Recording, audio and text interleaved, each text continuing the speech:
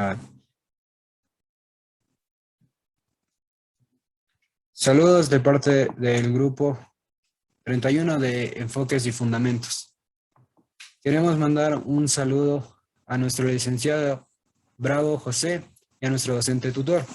Los integrantes que conformamos este grupo somos Coelho Sandra, Orellana Melanie, Pin María, Valenzuela Jefferson, Cajamarca Sandra y mi persona León Daniel.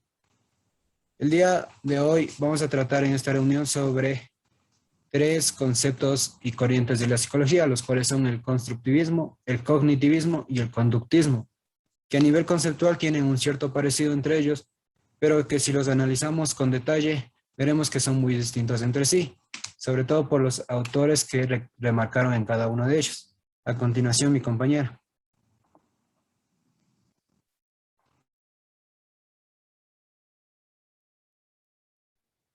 Ya, ¿qué es el conductivismo? El conductivismo es una corriente de la psicología que estudia la conducta o comportamiento observable de personas y animales. A través de procedimientos, objetos y experimentales, también se conoce como conductivismo. El conductivismo estudia las conductas y comportamientos, no los estados mentales. Por ello, los conductistas determinan que el aprendizaje deriva de un cambio de conducta. El conductivismo fue propuesto por el psicólogo estadounidense John Brown Watson a inicio del siglo XX. Watson propuso la teoría del conductismo como rechazo a la psicología y a los métodos de introspección que partían de la idea de que el aprendizaje era un proceso interno. Por su parte, Watson se basó en el estudio de la conducta humana observable e identificó que está modificada el comportamiento de los individuos tras un proceso de estímulos, respuestas y refuerzo que finaliza con el aprendizaje. Ya. Yo voy a hablar acerca del cognitivismo. Debemos tener en cuenta que, a diferencia de la corriente mencionada, esta se especializa en los procesos de la mente y se lo relaciona con el conocimiento. ¿Qué quiere decir? Que mediante una evolución, el cognitivismo nos ayuda a explicar la conducta que tienen ciertas personas y sus procesos mentales por medio de la enseñanza o la conducta. De este modo, esta psicología nos permite analizar el comportamiento que tiene alguien en cuestión y por este medio lo podemos relacionar a la enseñanza. ¿Por qué? Porque nos permite comprender y distribuir mejor la información, permitiendo que de este modo haya una buena comprensión y un aprendizaje de manera correcta. Debemos tener en cuenta que los procesos psicológicos que aporta a la construcción del conocimiento es lo que tendrá la persona tanto de sí misma como del mundo que la viene a rodear. Entre los ejemplos que esta psicología aplica es la habilidad que tienen para detectar e interpretar la información sensorial, es decir, la percepción que tiene del mundo. También nos permite tener una tendencia a enfocar una información sensorial y a la vez descartar otra. Es decir, que nos permite tener atención en un punto específico del que la persona desea. También nos permite almacenar una información del mundo que nos rodea o el ambiente, es decir, que nos da conocimiento. Y por último, tenemos la habilidad para poderle dar un sentido a las palabras y a las letras. Es decir, que mediante la percepción y la lectura, nosotros podemos tener un mejor proceso de información y comprensión. Gracias. Buenas noches con todos. El cognitivismo. Bueno, voy a darle un pequeño ejemplo de cognitivismo. Cuando un amigo tiene algo que decirnos, algo tan importante que decirnos, por lo que dejamos a veces las cosas y le prestamos atención, ¿no? Entonces nos esforzamos para que el ambiente no nos interrumpa al escuchar a nuestro compañero. Y la escuela de cognitivismo dice que ha tenido un proceso lento desde finales de los 40 hasta los 60, donde entraría en un auge el resto del siglo Thomas Kuhn determinaba que el desarrollo histórico de la ciencia no es acumulativo, sino que más bien se trata de paradigmas. También tenemos algunos coautores, que en cada nombre es Brunner, Gere. Bueno, esos son los únicos dos autores que yo pude entenderles bien, que ellos tenían una definición de que cuando el ser humano necesita una atención bastante precisa y concisa para ellos,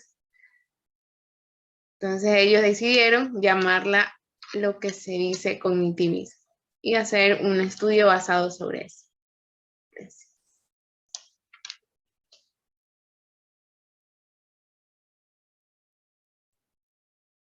Bueno, de mi parte voy a hablar acerca del constructivismo.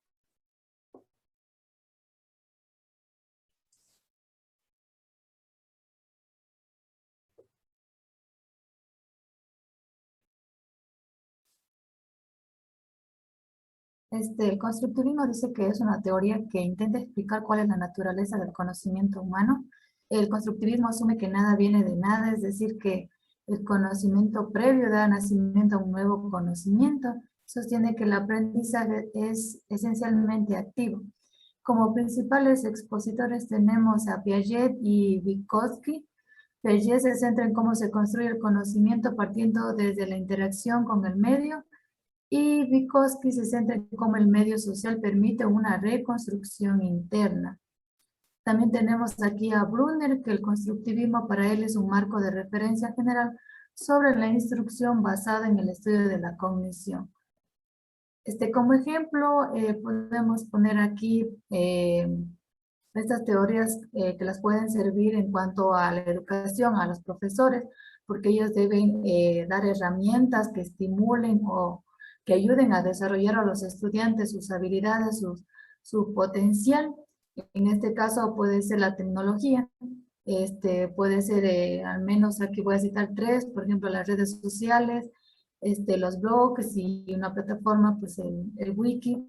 Por ejemplo, las redes sociales permiten una interacción con los estudiantes y docentes y proporcionan así un nuevo material para la comunicación entre ellos. El wiki, perdón, es como un cuaderno virtual donde los alumnos pueden acceder a ella plasmando sus propios conceptos y así no pueden discutir los temas o las ideas que ellos tengan. Y los blogs pues funcionan también como bitácoras virtuales donde los estudiantes tienen la libertad de expresar sus pensamientos. Sin embargo, esto no quiere decir que el docente esté ausente, sino más bien él es un guía para que los estudiantes puedan aprender de la mejor forma y así pues puedan construir su propio conocimiento.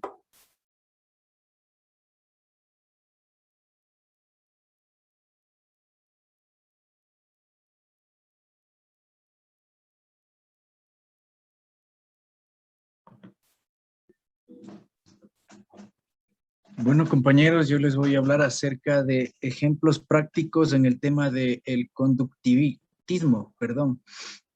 Un ejemplo claro sería que un joven sale de su casa y es atacado por un perro, a partir de lo cual cada vez que él vea a un perro va a sentir miedo.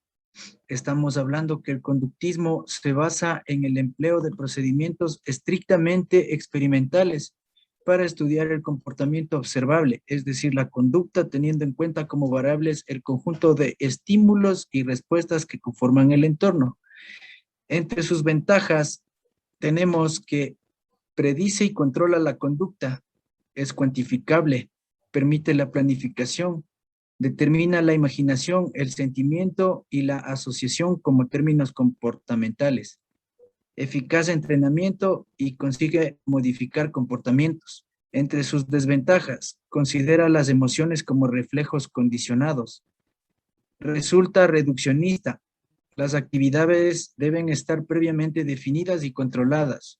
El intento de predecir, controlar la conducta de forma empírica y experimental. Enfatiza motivos y rendimientos a corto plazo más que a largo plazo. En el cognitivismo, como un ejemplo práctico, cuando un niño en clase manipula los objetos que se encuentran en el aula y los diferencia por textura, color, peso, etc. Otro ejemplo sería cuando en la clase se aprende a resolver problemas.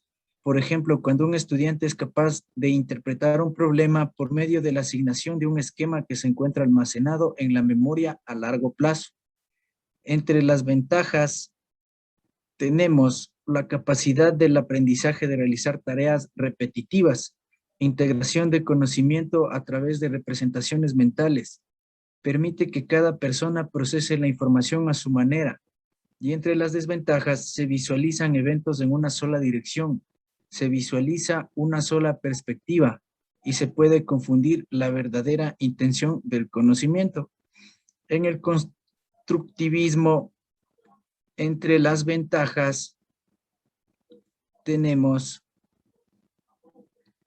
la proactividad. Por medio de esta filosofía se crea un ambiente donde los estudiantes toman la iniciativa y en vez de esperar tranquilamente las clases para pasar todo el día escuchando una lectura, prefieren tomar parte de las actividades. Se aprende a ser autodidacta. Normalmente se suele presentar una serie de problemas y como hay un material específico para cada persona, los estudiantes se van enseñando a sí mismos a buscar las respuestas. Útil en la vida. Las actividades del constructivismo se suelen realizar en grupos, por lo que el trabajo en equipo es fundamental. Entre sus desventajas, la estructura es ambigua. Aunque resulta innovador para los estándares de la educación tradicional, uno de sus mayores problemas es la falta de una estructura bien definida que permita llevar un orden en el aprendizaje de los estudiantes, ya que esto depende de ellos. No ideal para todas las áreas. Aunque la participación personal en el campo o alguna otra actividad es eficaz con ciertos temas, existen áreas o materiales donde estos simplemente no se podría aplicar, ya sea que se trabaje con números o se utilice la lógica. Difícil introducción y adaptación. A pesar de ser un método probado, también presenta unos cuantos problemas, ya que para profesores y alumnos nuevos en este método de enseñanza puede ser complicado preparar un tema efectivo o llevar la disciplina necesaria para aprovechar estas ideas.